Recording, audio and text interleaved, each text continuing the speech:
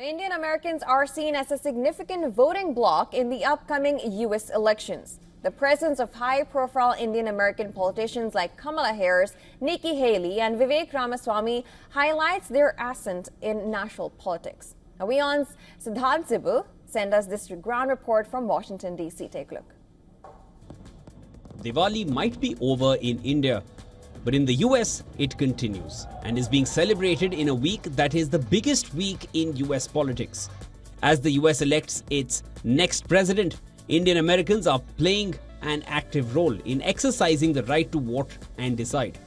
The population of Indian Americans in the US has grown to over 5.1 million, making them one of the largest immigrant groups in the country. They constitute about 1.35% of the US population. We spoke to some of them. I prefer that Trump should win, and hopefully he's having a little fight, tough fight with Kamala Harris. But I wish he should win because I love the policies. Like he genuinely wants the America to be a great again. So one of the biggest thing what Indian American connects to these elections are, they feel Republicans are closer to India. As they connect this election with Modi ji from India, and they think that Republicans will be more supportive to Indian causes than what the Democrats would have done it. And as you said, we have two hearts, so many people connect to that. Now, if you talk about their personal issues, if you are a businessman, a lot of the people will connect because Trump talks about cutting taxes on business, while they talk about immigration reform. So I think that's one of the biggest bases what Indian American will vote on.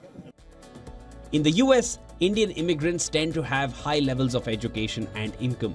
Households headed by an Indian immigrant have a median income significantly higher than both immigrant and US-born households.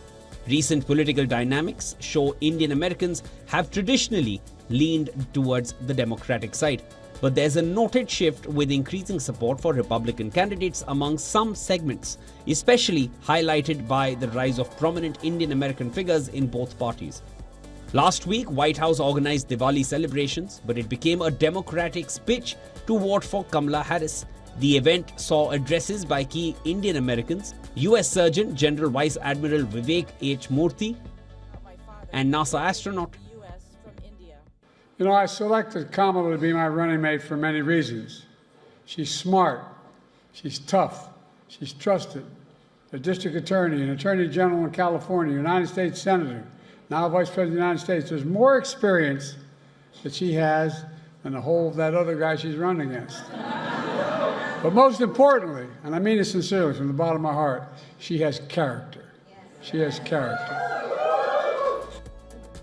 There is a high concentration of Indian Americans in states like New Jersey, especially in areas like Jersey City, which hosts one of the largest Indian populations outside of Asia, often referred to as Little India. Indian Americans are becoming an increasingly important voting bloc. While the community's share of eligible voters might be slightly lower due to the high immigrant percentage, their influence is growing, especially in key states with significant Indian American populations. The Indian American community know the growing importance their community has in US politics. Now, in swing states like Pennsylvania and in Georgia, they can play a pivotal role. And all throughout the election, we heard many Indian American names, whether it's Kamala Harris, Vivek Ramaswamy, Nikki Haley, or Usha Vance. Siddhant Zibu for WION in United States. Now, ahead of voting on November 5th, our correspondent Susan Tirani gets the pulse of the voters in Philadelphia. Listen in. We're here in the heart of Philadelphia, Pennsylvania, and we're asking local residents and voters what are the issues impacting their lives and what are they voting for when they go to the polls. Our message that we want to send is that we are refusing to vote in an election that will continue the genocide of the Gazan people and will continue the Israeli occupation of Palestinian land. We are refusing to invest in a system that continues to neglect American citizens.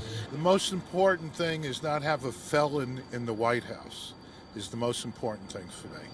There's no reason in the world for anybody to vote for Donald Trump, ever. Kamala will do a much better job. We do not need a felon in the White House. He has proven that he cannot do the job. To me, the most important thing is that we do not know what Kamala Harris could possibly do, but we certainly know what Donald Trump can do, and that's lie and manipulate. And I'm just really concerned that either way this election goes, after the last one, that no one's going to say, I lost.